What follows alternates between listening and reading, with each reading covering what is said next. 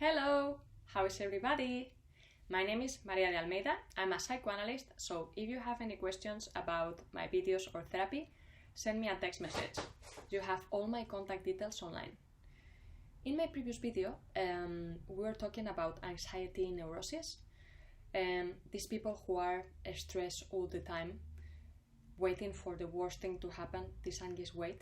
In that case, it's anxiety and fear of something bad happening to someone else. Today we are going to continue talking about anxiety, but in this case it's going to be about hypochondria. Hypochondria is fear about our own health, is fear about being diseased. Hypochondriac people suffer a lot. They suffer a lot of anxiety, a lot of anguish. If hypochondria is severe, it can limit a lot the life of that person, because they need to be going to the doctor all the time. They need to be told that they are fine. So for a minute they experience some relief, but then again the worry about them having a terrible organic disease is back. Hypochondriac people experience painful somatic sensations. They have symptoms like people who have an organic disease. It is very difficult for doctors to differentiate between hypochondriac people and people who have an organic disease. It would be very helpful if doctors have psychoanalytical experience, because then they would be able to identify the patients. They would listen to the people with a different hearing. Believe it or not, hypochondria is a lot more common than you think. It costs millions to the NHS because, of course, if a patient shows up with physical symptoms, the doctor needs to perform a lot of unnecessary tests before realizing that he doesn't have an organic disease. What is the main difference between organic disease and people who have hypochondria? Yes, they both have physical symptoms, they both have complaints. However, the medical test results of a hypochondriac are normal. There is no injury in their body. However, the medical results, the test from people who have an organic disease, shows the pathology, that there is something wrong in their bodies. However, having normal test result doesn't help to hypochondriac people, because then they begin to think, oh, the doctor failed to perform the right test, they are incompetent, this is not the right treatment. So they are convinced they have an organic disease. This is what we call the hypochondriac delirium. In fact, they think they are disregarded by the sanitary system because they don't treat them well. They have a very hostile relationship normally with doctors. They want to know more than doctors. They are not happy. Sometimes hypochondria has been told to be an inherited disease. What does that mean? In this case, inherited does not refer to genetic legacy. It refers to the sentence we heard while we were growing, to our family structure, to the way they have educated us to think. This is very visible on food disorders, for example. It means that the family structure, the sentence we have heard, has transmitted the relationship we have with our body. And guess what? What is the main relationship, the most important one for the hypochondriac? The relationship they have with their bodies. And this is going to be a problem. Let's see why. Hypochondria is a narcissist disease. What does this mean? I'm going to explain you this in a very simple way. It's a lot more complex. When Freud talked about narcissism, he explained that we all have a constant energy, which is the libido, and that energy, which is psychic energy, in healthy individuals is moving all the time. So it's supposed to, I have this energy in myself, I choose an object, I surround it with it, and then the energy gets back to me. Let's say that I like yoga, so I have energy, I put my interest in the yoga class, I put there my energy. When the class finishes, I get back my energy. Let's say I go back home, my sister is there, I pay attention to my sister, the energy is in my sister, and then the energy gets back to me. What happens with hypochondriac people? It happens that all the energy is in themselves.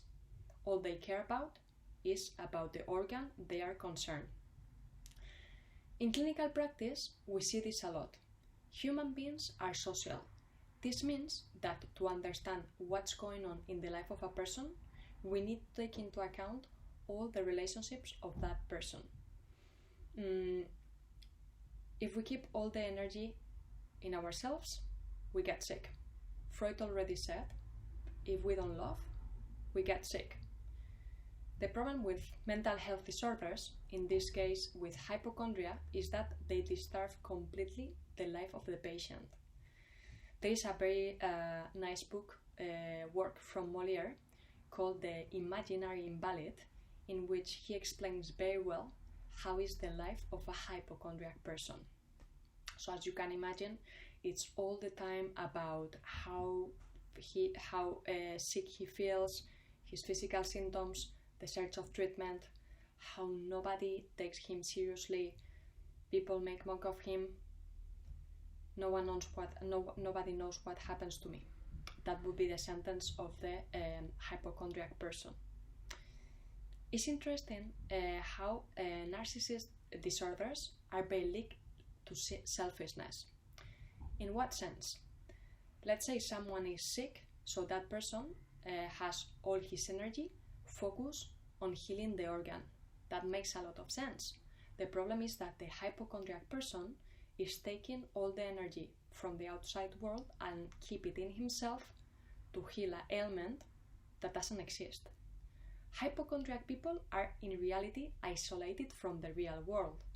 They cannot love, they cannot work, they cannot have any interest. These end up seeking their body. We will see how breaking up love relationships, any type of disappointment, any type of loss that we are not capable to elaborate can lead to mental health disorder. We will see this with depression. In a way, hypochondria is a way to elaborate mortality, because these people cannot accept that one day they will die. They die a little bit every day. Hypochondria is a very complex disorder. We are not going to go into a lot of detail, but just at first sight, you might have realized that hypochondriac people are, on the one hand, a bit obsessive. They have this fixed, irrational idea of having an organic disease, the hypochondriac delirium, and on the other hand, they are a bit psychotic because they are all the time talking about this delirium, about this organic disease that in reality they don't have. Traditional medicine, psychiatry, cannot solve a mental health disorder like this. Why? Because hypochondria is a type of neurosis with a very high level of anxiety. How does medicine, psychiatry, treats anxiety? With tranquilizers. Best case scenario, with CBT, conductual behavior theory. It doesn't work. You have seen how complex it is, and psychoanalysis is the most effective treatment, and is effective because what hypochondriac people need is help to elaborate certain situations. Sometimes we get sick because we cannot accept reality or because we cannot elaborate certain situations.